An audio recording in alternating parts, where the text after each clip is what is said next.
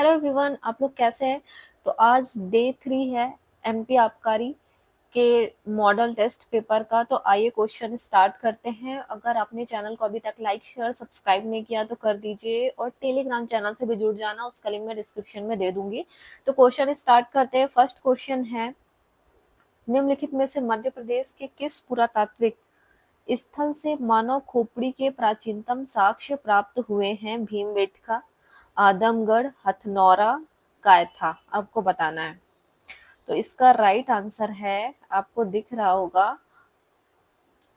आज भी कलर क्या रखें? कलर ये वाला चूज कर लेते हैं। कौन सा? ये वाला, येलो। ओके। और ये वाला पेन, हथनौरा। हथनौरा। अरे कलर चेंज क्यों नहीं हुआ? एक मिनट, ये कलर करना है। डन। और ये ज्यादा मोटा हो रहा है, इतना। हथनौरा। हथनौ हाँ, हथनौरा सीहोर जिले में नर्मदा नदी के किनारे स्थित एक महत्वपूर्ण पुरातात्विक स्थल है, जहां से नर्मदा मानव की खोपड़ी के जीवाश्म प्राप्त हुए हैं। क्वेश्चन नंबर 2 आ गया है, भारतीय संविधान का कौन सा अनुच्छेद समान नागरिक संहिता यूनिफॉर्म सिविल कोड से संबंधित है? वेरी वेरी इंपॉर्टेंट आर्टिकल है ये, अनुच्छेद है। अनुच्छेद 40, अनुच्छेद 44, 44, अनुच्छेद 48, अनुच्छेद 50। तो इसका राइट आंसर है अनुच्छेद 44, 44। भारतीय संविधान का अनुच्छेद 44 राज्य के नीति निर्देशक सिद्धांतों के तहत, मतलब डीपीएसपी के तहत, भारत के समस्त राज्य क्षेत्र में नागरिकों के लिए एक समान नागरिक संहिता लागू करने का प्रयास करने का निर्देश देता है। अगला क्वेश्चन है, ब्लैक होल के सिद्धांत का प्रतिपादन किसने किया था? Einstein, S Chandrasekhar, Stephen Hawking या गैलीलियो? तो इसका राइट आंसर है ब्लैक होल का एस चंद्रशेखर। भारतीय मूल के अमेरिकी खगोल वैज्ञानिक सुब्रमण्यम चंद्रशेखर ने चंद्रशेखर लिमिट का निर्धारण किया, जो तारे के द्रव्यमान की वह ऊपरी सीमा है जिसके बाद वह तारा अपने गुरुत्वाकर्षण के कारण ढहकर ब्लैक होल बन जाता है। उन्हें इस कार्य के लिए 1983 में नोबेल पुरस्कार मिला। अगला क्वेश्चन है, मध्य प्रदेश का कौन सा जिला अफीम उत्पादन के लिए प्रसिद्ध है? मंदसौर, नीमच, रतलाम या खंडवा? तो इसका राइट आंसर है मंदसौर। मंदसौर मध्य प्रदेश का एक प्रमुख जिला है जो अफीम उत्पादन के लिए विशेष रूप से जाना जाता है।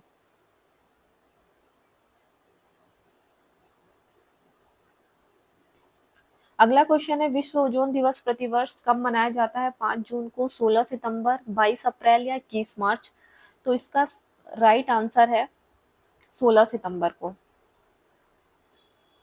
डिटेल देख लेते हैं। 16 सितंबर को विश्व ओजोन दिवस के रूप में मनाया जाता है क्योंकि इसी दिन 1987 में मॉन्ट्रियल प्रोटोकॉल पर हस्ताक्षर किए गए थे, जिसका उद्देश्य ओजोन परत को क्षय करने वाले पदार्थों के उत्पादन को कम करना है। अगर ऐसा क्वेश्चन आए कि मॉन्ट्रियल प्रोटोकॉल का संबंध किससे है, तो आपको ऑप्शन में देगा कि ओजोन से है, तो आपको ओजोन लगाना है। ठीक है, ओजोन परत से।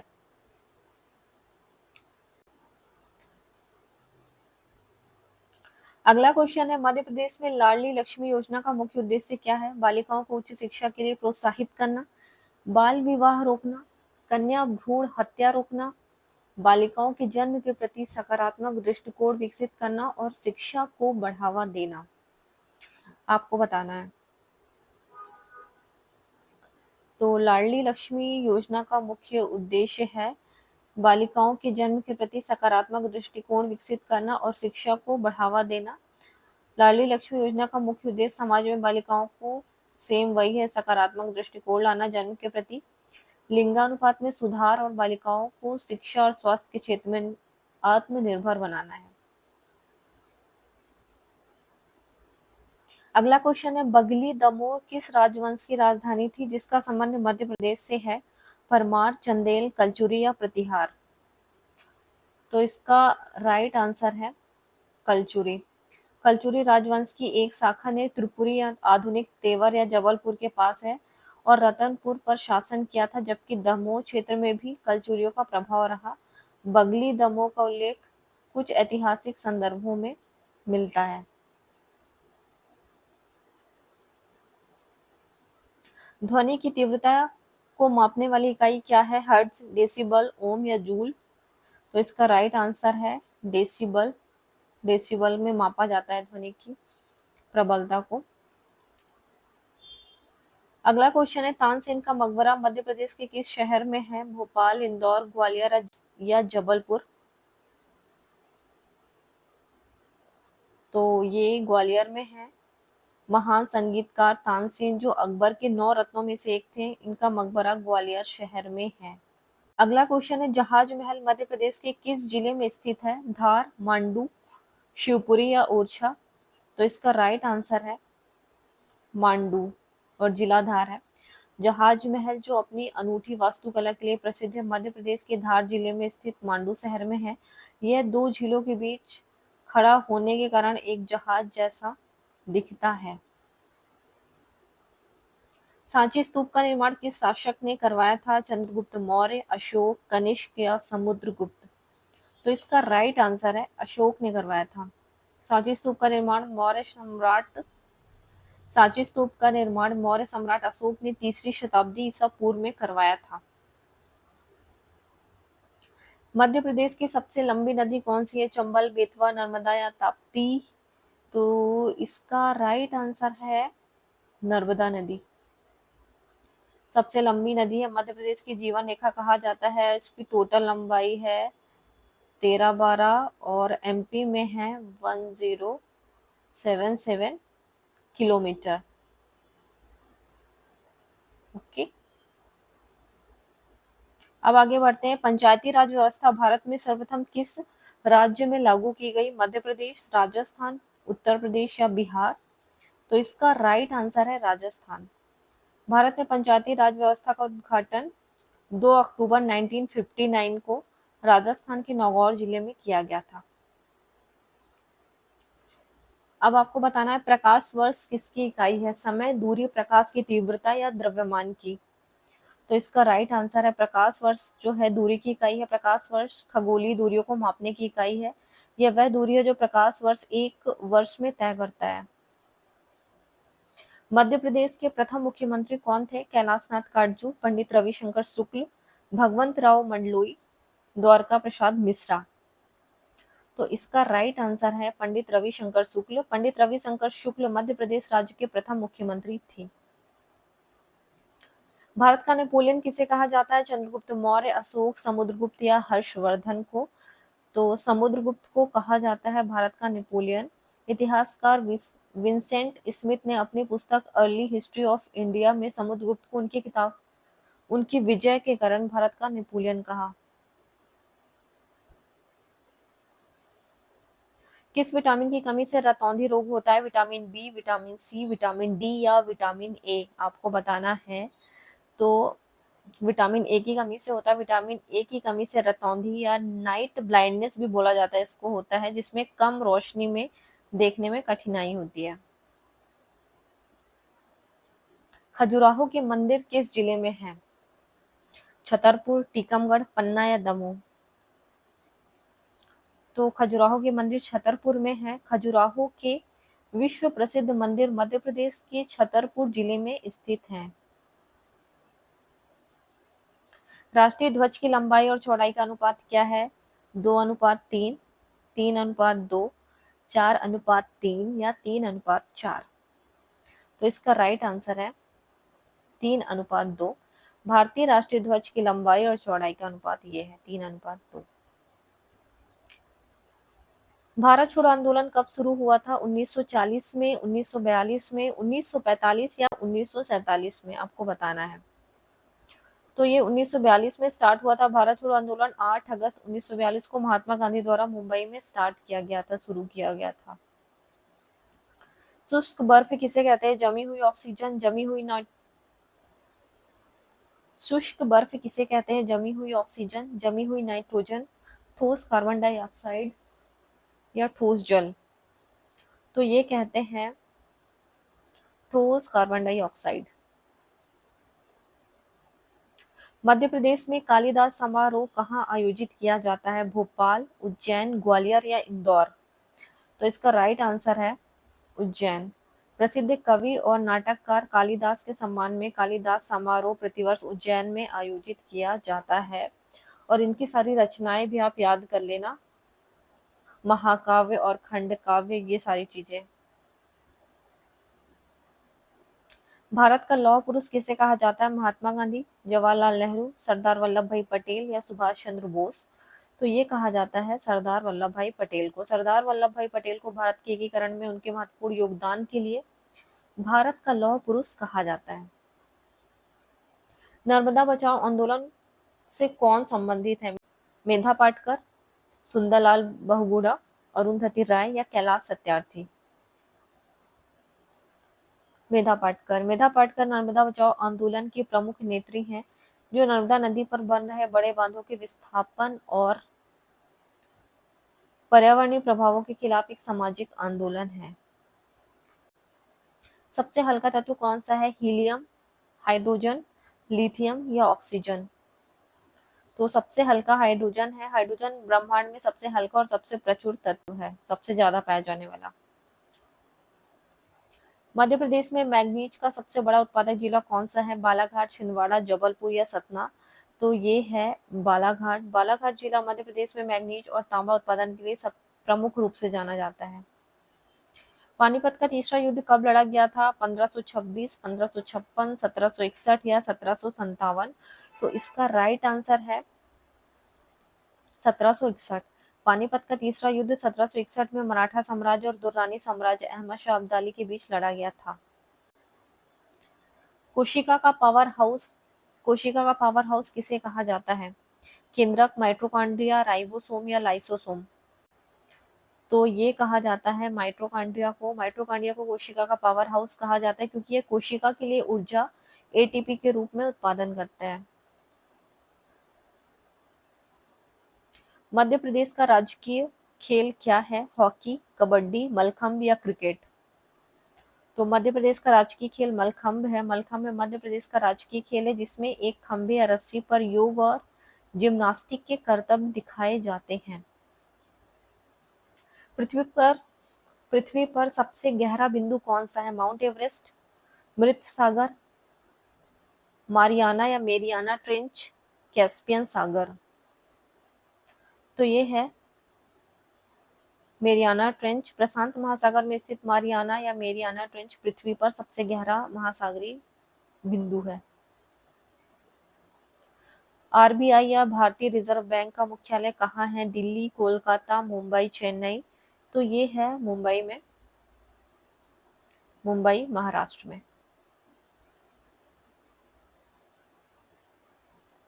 अगला क्वेश्चन है, पीलिया रोग शरीर के किस अंग को प्रभावित करता है? हृदय, फेफड़े, यकृत, लीवर, गुर्दा, किडनी? आपको बताना है। तो लीवर को प्रभावित करता है, जॉन्डिस भी बोलते हैं, जिससे बिलीरुबिन के स्तर में वृद्धि के कारण त्वचा और आंखों में पीलापन आ जाता है।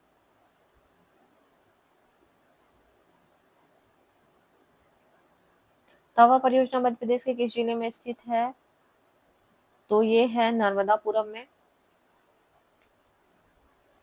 तवा परियोजना तवा नदी पर स्थित है, जो होशंगाबाद या वर्तमान नर्मदापुरम जिले में है। भारत का पहला उपग्रह कौन सा है? भास्कर, रोहिणी, आर्यभट्ट या इनसैट? तो भारत का जो पहला उपग्रह है वो है आर्यभट्ट है। भारत का पहला उपग्रह आर्यभट्ट 19 अप्रैल 1975 को सोवियत संघ द्वारा प्रक्षेपित किया गया था। ग्रेनाइट किस प्रकार की चट्टान है? अवसादी, आग्नेय, कायांतरित या इनमें से कोई नहीं? ग्रेनाइट। तो ग्रेनाइट आपको भी पता है आग्नेय चट्टान है, जो पृथ्वी के अंदर मैग्मा के ठंडा होने और जमने से बनती है।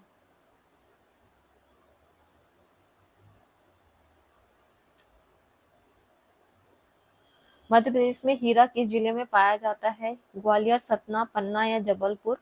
तो हीरा पाया जाता है पन्ना में। पन्ना जिला मध्य प्रदेश में हीरे के उत्पादन के लिए प्रसिद्ध है। गेटवे ऑफ इंडिया कहाँ है? दिल्ली, मुंबई, चेन्नई या कोलकाता? तो गेटवे ऑफ इंडिया आपको पता है मुंबई में है, और मुंबई महाराष्ट्र में है, ऐतिहासिक इमारत है। और इंडिया गेट दिल्ली में है। रक्त का थक्का जमाने में कौन सा विटामिन सहायक होता है? Vitamin C, vitamin D, vitamin K या B12? तो विटामिन के होगा इसका राइट आंसर। के रक्त का थक्का जमाने में महत्वपूर्ण भूमिका निभाता है रक्त स्कंदन में। महानदी का उद्गम स्थल किस राज्य में है? मध्य प्रदेश, छत्तीसगढ़, ओडिशा या झारखंड? तो राइट आंसर है छत्तीसगढ़। महानदी का उद्गम छत्तीसगढ़ के धमतरी जिले में सिहावा नामक स्थान पर होता है। अंतर्राष्ट्रीय योग दिवस कब मनाया जाता है? 5 जून, 21 जून, 11 जुलाई या 10 दिसंबर को? 21 जून को मनाया जाता है। अंतर्राष्ट्रीय योग दिवस प्रतिवर्ष 21 जून को मनाया जाता है।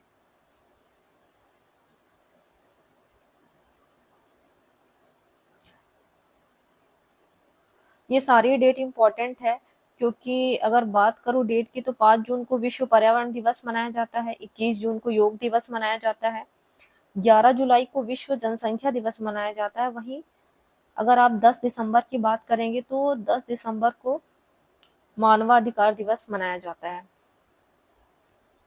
विश्व मानवाधिकार दिवस। भारत में हरित क्रांति के जनक कौन माने जाते हैं? MS स्वामीनाथन, वर्गीज कुरियन, सुंदरलाल बहुगुणा या नॉर्मन बोरलॉग? तो इसका राइट आंसर है MS स्वामीनाथन। भारत में हरित क्रांति के जनक MS स्वामीनाथन को माना जाता है, जिन्होंने उच्च उपज वाली हाई यील्ड किस्मों का उपयोग को बढ़ावा दिया है। नॉर्मन बोरलॉग विश्व में हरित क्रांति के जनक माने जाते हैं।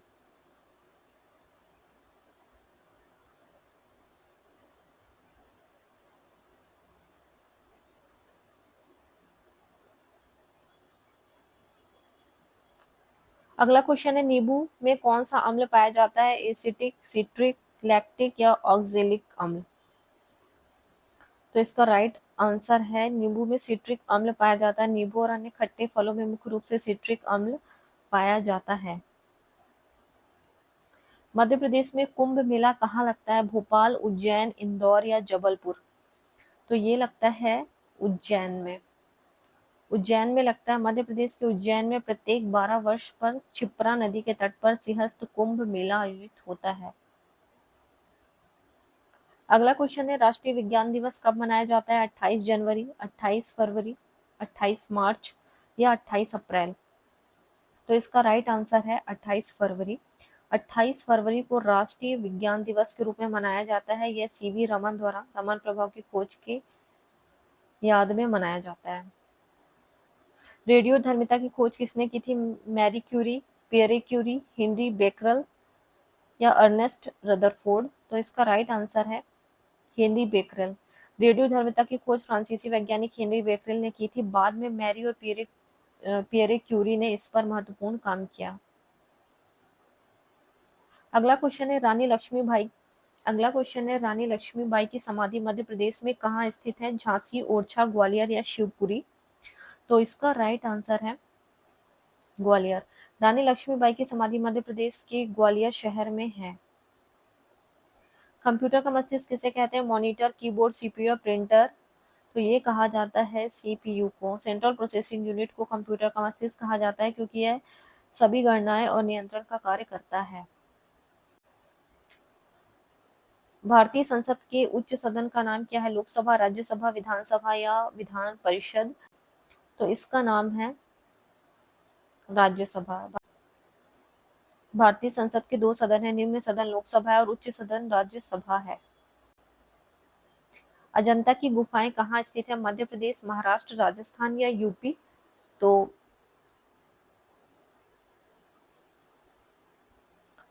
महाराष्ट्र में स्थित है। अजंता की गुफाएं महाराष्ट्र राज्य के औरंगाबाद जिले में स्थित है, जो अपनी प्राचीन बौद्ध रॉक कट गुफाओं और चित्रों के लिए प्रसिद्ध है। मनुष्य के शरीर में कुल कितनी हड्डियां होती हैं? 200, 206, 210, 212? तो इसका राइट आंसर है 206। एक वयस्क मनुष्य के शरीर में आम तौर पर 206 हड्डियां होती हैं। आई होप आपको आज का वीडियो पसंद आया होगा। अगर वीडियो पसंद आया तो वीडियो को लाइक कर देना, शेयर कर देना और चैनल को सब्सक्राइब कर लेना। मिलते हैं नेक्स्ट वीडियो में, तब तक के लिए बाय।